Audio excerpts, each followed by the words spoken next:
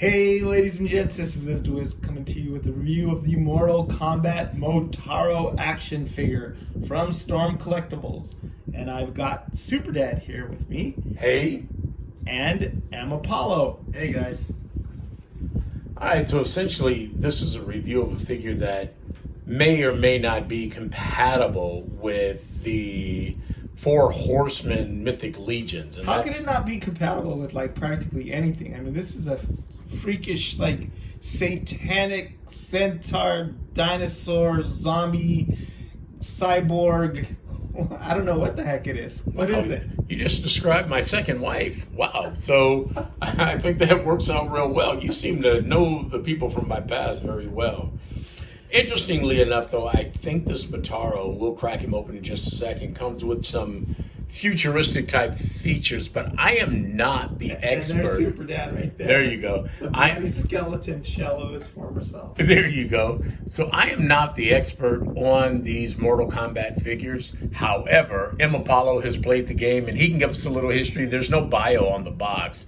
So maybe you can bring us up to speed with who this figure is. Yeah, so I wish there was a bio on the box, but just generally, Motaro, from what I remember, debuted in Mortal Kombat 3 as basically just a sub-boss. He was kind of a guy who was loyal to Shao Kahn, who's like the main antagonist of the Mortal Kombat series.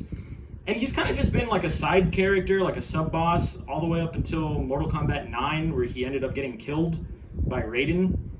And so yeah, he's always just kind of been like window dressing for the series, just some cool creature that just is there to look cool. And he wears steel panties. Yeah. Hey, there you go. Second wife. My question is, where are his genitalia? Because if he's wearing steel panties, well, I guess he's got nothing underneath there, right? Well, as the... or does he have two set, like a horse? Was the centaur say, you know, genitalia is very hard to find on a centaur until it is. So we'll kind of go along with that one. And maybe he's a female. Well, I don't know. Female, no. Motaro is a female. Does it specify his gender identity? All I know is his pronouns, so other than that, I don't know. All right, Motaro, hey, get him out of the box. All right, let's take a look. Let's take a look at him. So here he is, Motaro, out of the box. He's a pretty good looking figure. He's got some accessories.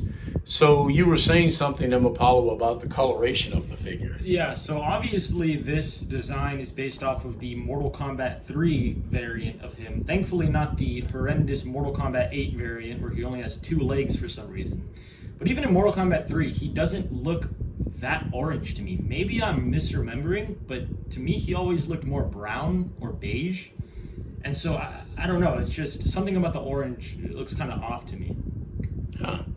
So here we see, we've got the accessories, we've got the hands, we've got a skeleton, we've got some power egg or something that plays into it. We don't quite know. No, I know what that's supposed to be. It's supposed power to be egg. Yeah, it's supposed to be a fireball that he shoots out of his tail, or like some sort of energy ball. It looks like a gelatinous yolk-filled egg, which is why I was thinking maybe he was a different gender and he just, dropped one of those. It does look disgusting, though. Yeah, I guess. I mean, does that look like a fireball to you? Or like a plasma ball or something. But His whole thing was that he could deflect projectiles and he could shoot that at people. Okay. Still, though, you're right. It looks weird. And then the other thing is on the box, it just shows it like magically hovering in midair. And I don't know what that's about. There is a hole in it there. And it looks, you can't split it in half, right? You tried. Yeah. No, I mean, but it looks like it actually is projected from his tail. But where does it clip onto the tail? Because the tail is totally, right. Wiggly plastic. So we'll take a look at it and see. But for now, it's like an egg. A little baby Motaro's probably going to hop out of there. So here we've got an alternate head, which is an angry head, which is awesome. Cooler, I think. Yeah, very cool. And we'll take a look at him. The whole purpose for opening him is to see how well he stacks up and compares with Mythic Legions. So we're going to take a look at that and kind of compare him to some other figures from Mythic Legions. The articulation Well, yeah, we'll Do you get want to into talk about the articulation? Sure, we'll get into it. So here we have him in some other pose. He's very well articulated. His shoulders, he's got, articulation in his legs. There is no mid-body articulation. His tail is bendy. He comes with multiple hands, as you can see there. An awesome figure. And I think it's interesting that the skeleton comes with so many different variants for his hands. You can see... it's a crazy amount of hands. Yeah, it's got like basically a dead skeleton. Yeah, so... I mean, he could play the piano with that. Right, with all that range of motion. Yeah. I mean, all those varied amount of hands. But this is kind of a quick review. He's got great articulation. I want to see kind of how he stacks up with some other Mythic Legion figures. So here we are with some of the Mythic Legion figures. Just to kind of take a look at it. As you were saying, the best part of this figure is how articulated it is. Totally. Yeah, it's very articulated. And there is some weirdness to the figure. Everything from the color just to the tail itself. That, I mean, it's a bit of a stretch, just a little bit. The steel underpants and the fact that it's like a thong and it has a like mechanical tail attached or something. Right, right. That whole thing is a little, more than a little weird. Yeah. So as far as the functionality of the tail as a weapon, well, let's take a look. So yeah, you can see that it does actually go pretty well. You see, like we were talking about, it's a little odd, but certainly as a creature, it goes pretty well. Or I guess you could say you could make it work. The scale is perfect. Yeah, the scale does work really, really, really well. And I mean, like I said, the tail is supposed to be a futuristic thing, right, Apollo? Yeah, I mean, he's from another realm, so it's kind of just, kind of out there. Yeah, okay. So do you know if it's part of the character? Like, is he a bioorganic? He's not really, there's not much told about him. He's kind of just a sub-boss that's there for you to fight. I'll say this much, he's a good figure, he's a good creature to fight against Mythic Legions guys, but in my opinion, he's not a great Motaro. I'd have liked to see him be kind of a little more accurate, everything from the coloring to the plasma ball. It just all looks kind of off. Yeah, I mean, you can see, yeah, and it's kind of hard because if you have somebody who's dedicated to like Mortal Kombat, it may be hard for them to be able to make the stretch into a Mythic Legions deal.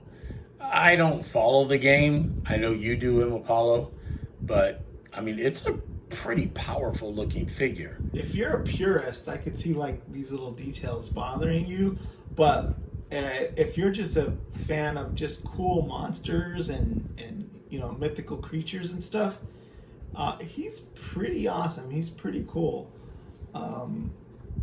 There's a lot of weird things about the way this figure was made and the accessories and all that. I think we can probably agree with that. Like the weird plasma ball of energy or whatever that has a hole in it but doesn't seem to have any way to like use it to make it levitate the way it's on the box or whatever. And because I'm not into the lore of the game, it won't come into play at all.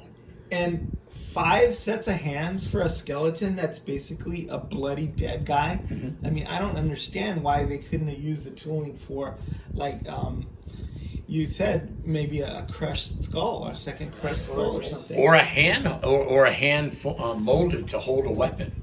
Because what we're seeing right now, I just have it put in between the fingers. It'd be great if he had but I guess he doesn't have a weapon other than his tail in the game. Still though, as far as the skeleton itself goes, his accessories, the extra, 3 extra sets of hands? Just 4. 4 extra sets, it's so unnecessary. So 5 total sets of hands.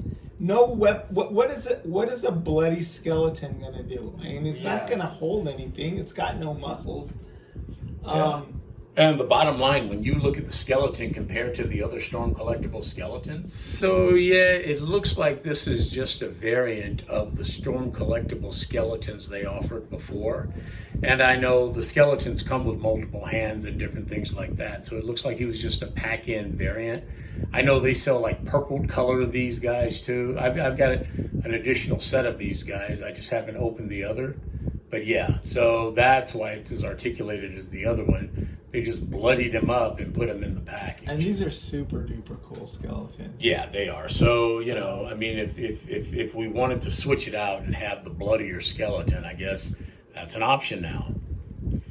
But skeletons don't usually bleed. Right. I guess he's been flayed. Is that what it's right. called? He's been recently. I'm pretty sure that's what like it is. A trout? Is that right, M. Apollo? Or he was killing somebody else around the already flayed skeleton and got blood on him or something. Okay. But yeah, so that's what it is. He's just the same skeleton that went with the other pack-ins. It's a nice little bonus if you want to use a bloody skeleton to fight somebody. That's kind of cool. I would kind of be tempted to paint him white. Really? And throw him in with my other skeletons. Well, like I said, that's probably like at least a $25 figure right there on its own. Yeah, probably. But I've got 4 of them, so I don't really have the need to repaint that. You know what's better than 4? 5. Mm. Because if it's like the Jackson 5 and only one of them is bloody, it just doesn't make any sense. But yeah, so I mean, there it is. So that's the figure. I think overall the figure does. I think it is pretty. What did we say? Compatible. Compatible. Yep. So there it is. I mean, again, I specifically bought this figure to be able to do setups with Mythic Legions, but I think it works out pretty well for what it is. I think it's totally compatible. Yeah. So all right, I guess that does it for the Motaro figure. Except one more thing. Oh yeah. Izzy wants to show that there is some form of. I felt bad for the skeleton, so I wanted to change the dynamic here, and I think this shows who's the boss. Oh, there we go. So there it is, ladies and gentlemen. Is it wrong to ride a centaur? Does that make you vaguely uncomfortable? No, not at all. I think that he's good to go. No bones about it. And at that note, I'll have to say, is DeWitt signing off. Super Dad out.